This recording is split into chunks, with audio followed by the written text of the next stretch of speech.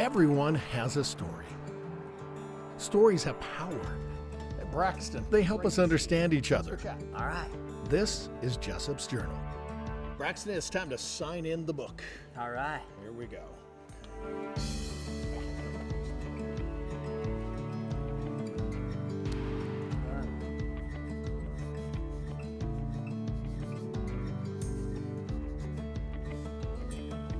Welcome to this entry of Jessop's Journal. Today we've got Braxten Nielsen, Rodeo man. He's on a horse named Suzu. Something like that? Yeah, that was pretty good. That's a good introduction. I think he should honestly try out to be a rodeo announcer. Thanks, Braxton. Thanks for coming on Jessop's Journal today. So you and I met each other a while back, and you are one rodeo kid that's quite the story. And so thanks for coming out. Thank you. You've got a uniform on today. Tell me about your uniform. But just, I guess the cowboy uniform, boots, Wrangler pants, Wrangler shirt. Got my belt buckle on. Oh, you don't have boots on. You got ostrich on. I mean, come on. Right. Okay. And you got the big ass buckle. I don't know if I'm supposed to say ass on TV, so I probably ought to start this thing over again. That's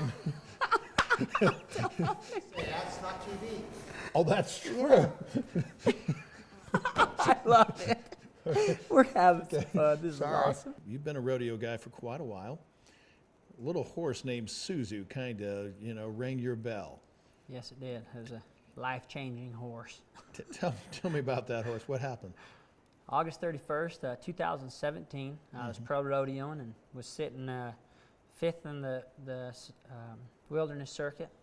Trying, every cowboy's dream, trying to eventually make it to the NFR. Yeah. And this horse, I drew Sozo, awesome horse, reared over in the chute, tacoed me, and I heard a loud pop, and legs went numb, and the horse still came out of the chute. I hit the ground, and when I hit the ground, the saying when a cowboy gets bucked off, you get back on, you get back up. And as I tried to get back up, because that horse ran over, it broke my T12 and L1, twisted my spinal cord and pinched it severely, and it was life-changing. Ended my career in the bareback riding, and let alone that, told I was never going to walk again, less than 5% chance to walk again.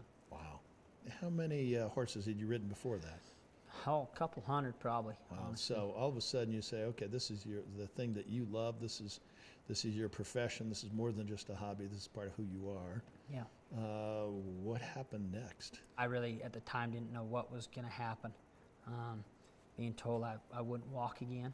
I thought, okay, I'm going to be wheelchair bound. About 2 weeks after the accident, I was sitting in the hospital bed and been down to therapy. We trying to get things to work. And I was picturing, I'm a big believer in a positive mindset. Right. And I was picturing myself, I'd go through this mental exercise where I'd picture myself in a mirror as I'm laying in my hospital bed. And I'd picture myself in front of this mirror, and I'd flex, and I was strong. I'd flex my legs. They were strong. And then I'd picture myself on a bareback horse, and I'd try to make a motion. And I truly believe that mindset and seeing it in your mind before you do it physically. Well, as I was making that motion, my brother was by my side at the hospital, and I seen a small twitch in my thigh. I mean, it was just a hairline. I mean, he barely seen it. He said, "Braxton, hey, your leg twitched." And I looked at it, and I couldn't get it to twitch again. And we waited for about 5 minutes, and I closed my eyes, and I tried spurring again and trying to lift my knees to my chest, just like a bareback riding. And he seen that twitch again. Wow. And it was from that moment on, like I thought, I've got a chance, 5% chance. I still have a chance to do something great, to leave my legacy and to walk again. And so we worked hard. Plans kind of changed. We worked even harder, and I was pretty fortunate to have that opportunity.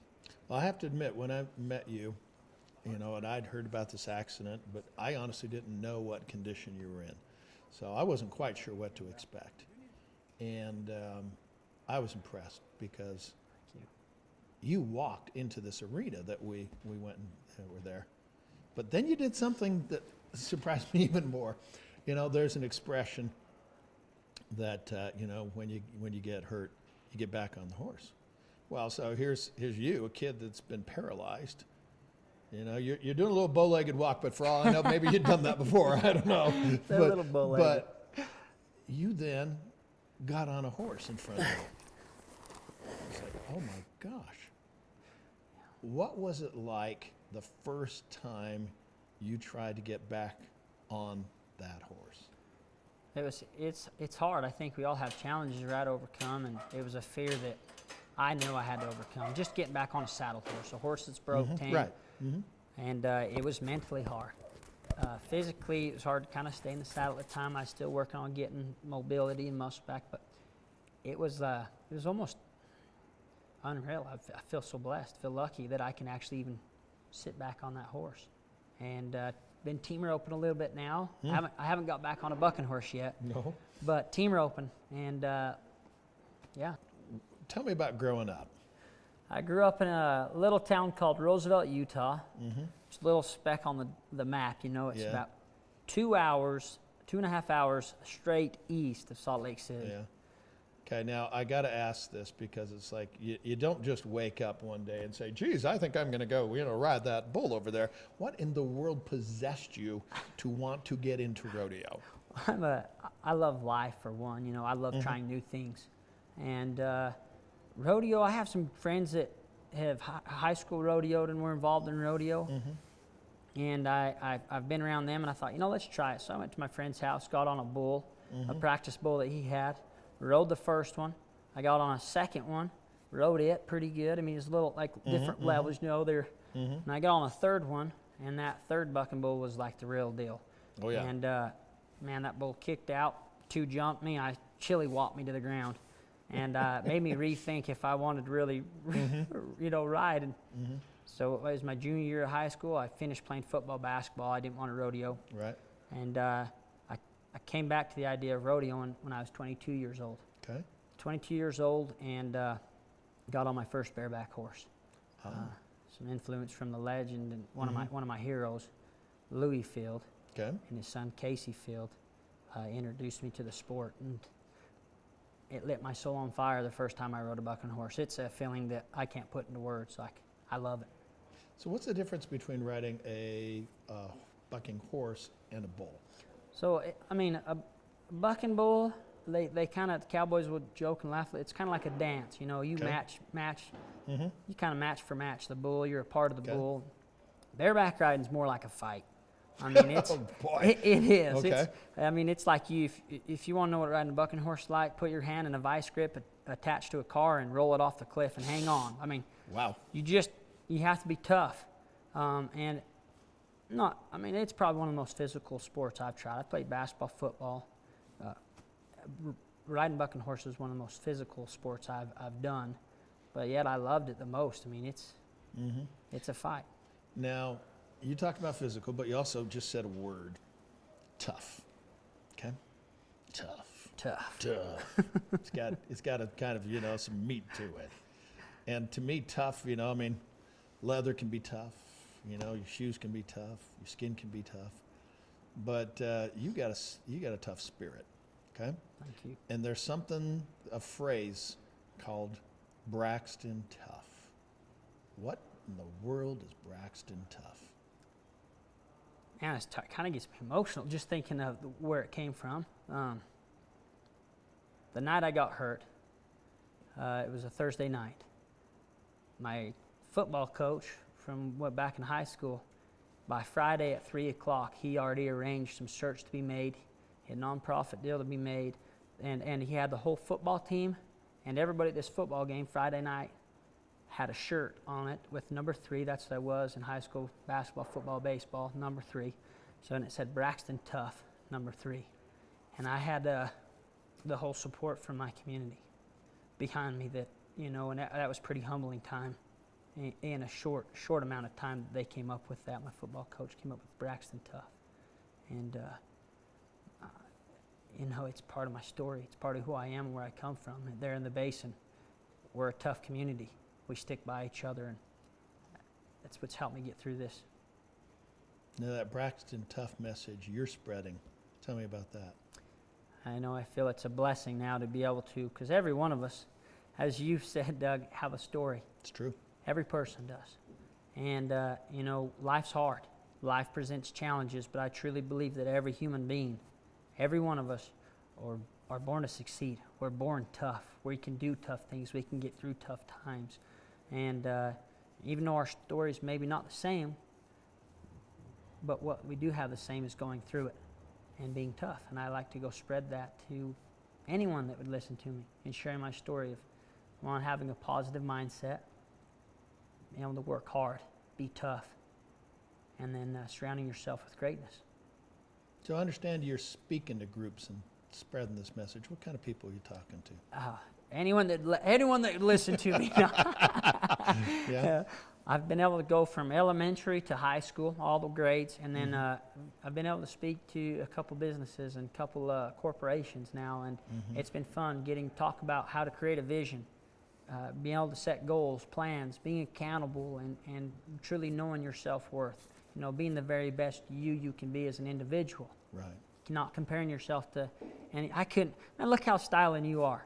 There's no way I can look as good as you. I can't prepare myself. But, you know, you be the very best version you can be is what I, like to talk about. So who believed in Braxton before you did? That's a great question. And from when I've been really little, I mean, two people in particular, my mom and dad. I feel very blessed. And my dad has been one of my heroes, has taught me a lot of life lessons. You know, one of my biggest compliments I ever get is if someone says, "Man, you remind me of your dad," or "You do this like your dad." One of my biggest compliments ever. But really the rock to my belief and who's believed in me is my mom. My mom's one of my heroes. She's, from when I've been little, she's always told me, "Braxton, you're something special."